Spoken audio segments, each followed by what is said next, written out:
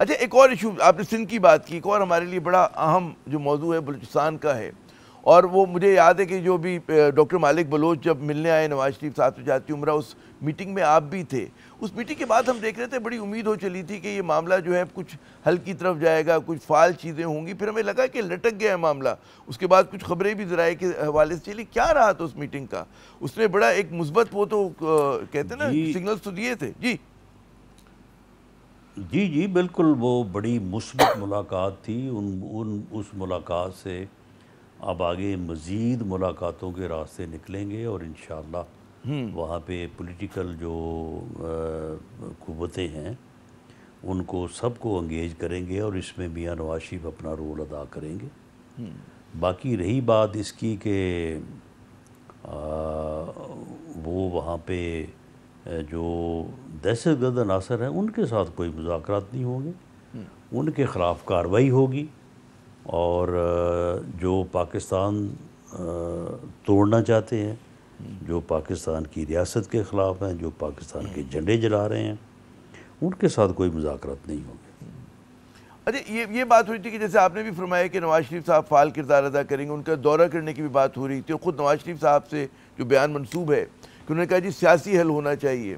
اب سیاسی حل میں ہم دیکھتے ہیں کہ جو وہاں کی مین اسٹریم نیشنلسٹ جماعتیں جیسے کہ اختر مینگل صاحب کی BNP ہے، تو وہ ابھی خیر آج انہوں نے اپنا پروٹیسٹ تو ختم کر دیا، اور انہوں نے کہا جی ہم باقی جگہوں پہ دوبارہ نئے سرے سے لانچ کریں گے.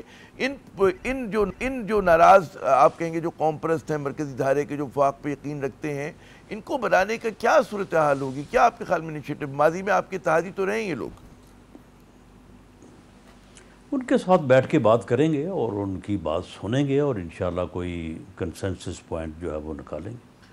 اچھا ہماری جو بات ہو رہی ہے چاہے وہ ڈاکٹر مالک صاحب سے، چاہے اختر مینگل صاحب سے، وہ کہہ رہے ہیں جی بڑا کائنیٹک آپریشن پہ، جیسے کہ آپ خود فرما رہے ہیں کہ بہت زیادہ زور دیا جا رہا ہے، لیکن وہ سمجھتے ہیں کہ جی کائنیٹک آپریشن سے زیادہ جو ہے وہ اصلاحات کی ضرورت ہے.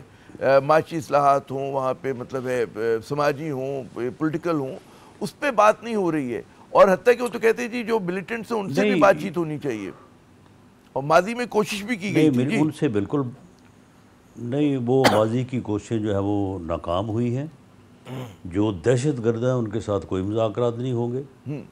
باقی سیاسی لوگوں کے ساتھ جو ہے وہ سیاسی ڈائلاگ ہوگا، اور اس میں جو بھی شکایات ہیں ان کو دور کیا جائے گا. اس میں آپ یہ BYC کو کہاں دیکھتے ہیں کہ وہ جو احتجاج کرتے ہیں، اور بعض لوگ کہتے ہیں وہ فرنٹ ہیں ان کا دہشت گردوں کا، یہ بھی ان پہ الزام ہے، لیکن بعض لوگ یہ کہتے ہیں جی پرامن احتجاج کرتے ہیں، ہیومن رائٹس کی آرگنائزیشن ہے. کس طرح دیکھتے ہیں آپ اس کو؟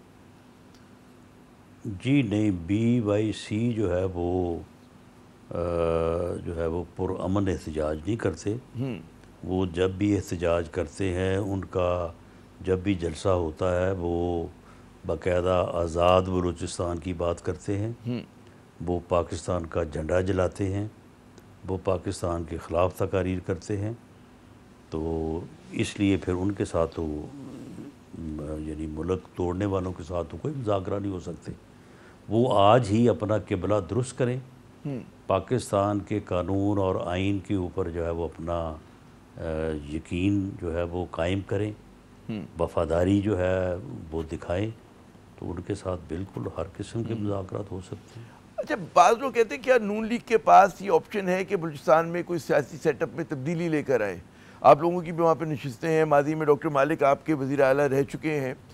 بعض لوگ تنقید کرتے ہیں کہ موجودہ سیٹ اپ جو ہے وہ ڈیلیور نہیں کر پا رہا، اور کچھ ایسے لوگ چاہیے کہ جو سافٹ سپوکن بھی ہوں، لوگوں کو پولیٹیکلی انگیج بھی کر سکیں. اور اس پہ وہ کہتے ہیں جی جو مین اسٹریم نیشنلسٹ پارٹیز ہیں ان کا زیادہ کردار ہونا چاہیے. کہیں پہ آپ کے خیال میں ضرورت محسوس ہوگی کہ ایک ان ہاؤس چینج آئے وہاں پر؟